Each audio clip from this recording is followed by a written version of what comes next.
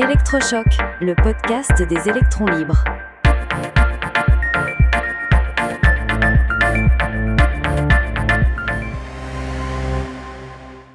Votre frigo consomme plus d'électricité que 3 milliards de personnes.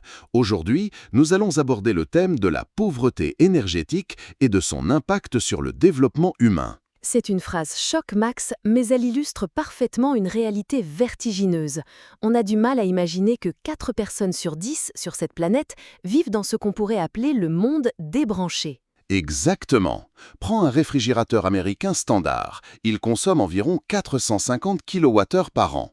Eh bien, 3,3 milliards de personnes consomment moins que ça individuellement sur une année entière. C'est presque la moitié de l'humanité. Et quand on regarde de plus près, les chiffres sont encore plus parlants. Au Nigeria, le pays le plus peuplé d'Afrique, la consommation moyenne est de 172 kWh par personne et par an. C'est moins que la consommation d'un frigo nouvelle génération en Europe. C'est ça. Et pour mettre en perspective, un Français consomme en moyenne 7000 kWh par an et un Américain plus de 12 000. L'écart est colossal. On ne parle pas de confort, on parle d'un besoin fondamental. Absolument. Et cette absence d'énergie a des conséquences humaines dramatiques, souvent invisibles pour nous. On pense à l'éclairage, mais il y a des impacts bien plus graves. Tu penses à la pollution de l'air intérieur ? Oui, c'est une tragédie silencieuse. L'Organisation mondiale de la santé estime que 3,8 millions de personnes meurent prématurément chaque année à cause de ça.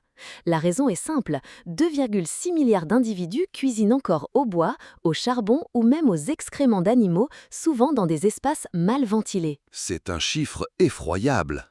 Et au-delà de la santé, il y a l'impact sur l'éducation et l'émancipation, notamment des femmes. Tout à fait. Le statisticien Hans Rosling avait cette image très forte. Il estimait que 5 milliards de personnes lavaient encore leur linge à la main.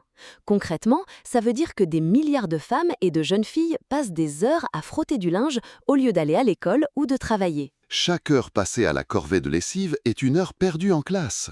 Une étude au Bangladesh a d'ailleurs montré que le taux d'alphabétisation des femmes était 31% plus élevé dans les villages qui avaient accès à l'électricité.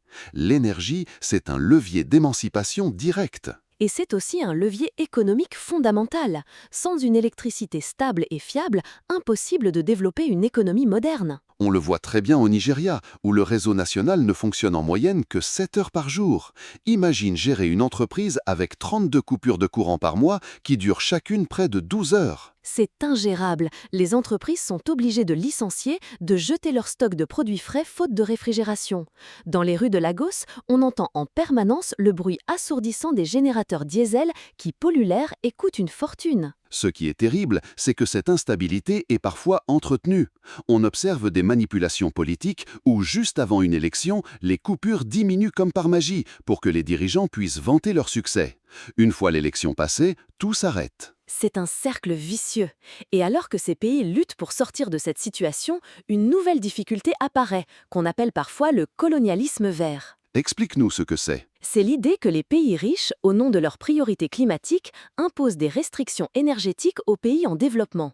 Par exemple, la Banque mondiale et une vingtaine de pays riches ont décidé d'arrêter de financer les projets gaziers ou pétroliers à l'étranger. L'ironie, c'est que certains de ces pays, comme la Norvège, doivent leur richesse à ces mêmes énergies fossiles. C'est un peu comme dire « Nous, on a pu se développer grâce à ça, mais pour vous, c'est interdit. Contentez-vous de petits panneaux solaires. » C'est exactement ça. Et cette approche, en plus d'être hypocrite, a des conséquences directes et graves. Quand on décourage l'usage du gaz de pétrole liquéfié, le GPL pour la cuisine, on condamne des millions de femmes et d'enfants à continuer de s'intoxiquer avec la fumée du bois. Alors que le GPL est une solution de transition parfaite.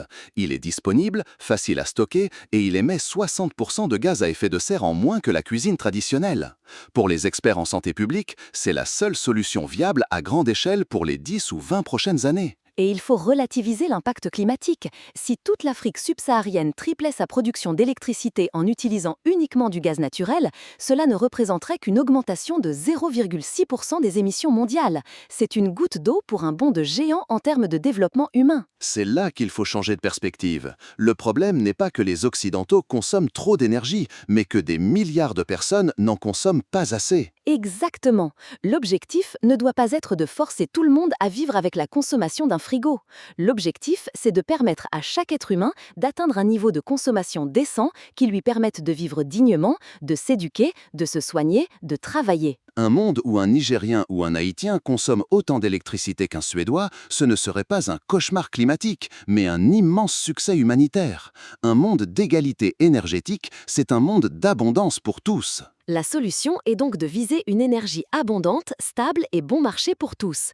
Pour les pays développés, le défi est de décarboner leur production tout en l'augmentant. Pour les pays en développement, il s'agit de construire cette production. Et pour cela, il ne faut écarter aucune technologie. Les aides doivent inclure les renouvelables, bien sûr, mais aussi les fossiles, comme le gaz pour la transition, et le nucléaire. L'important est de donner à chaque être humain ce que nous considérons comme acquis. Au fond, l'accès à l'énergie n'est pas une simple question technique ou climatique, c'est avant tout une question de dignité humaine. Soutenez les électrons libres. Abonnez-vous sur lel.media.